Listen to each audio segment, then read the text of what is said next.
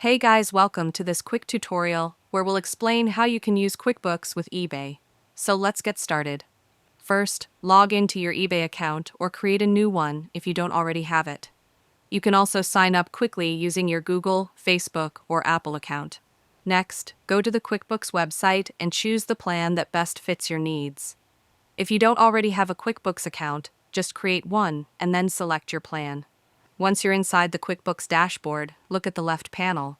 Hover over Apps and then click on Find Apps.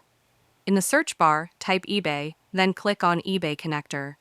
From there, simply click Get App Now. You'll be asked to grant permission to connect eBay with QuickBooks. Just click Connect to continue. Alternatively, you can also use Zapier to create integrations between eBay and QuickBooks.